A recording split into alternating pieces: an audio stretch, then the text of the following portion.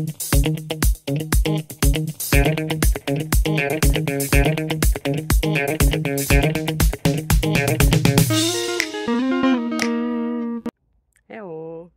So today is sports day, so it's time to do something for us, for our body, and of course for our mind. So how about this next question?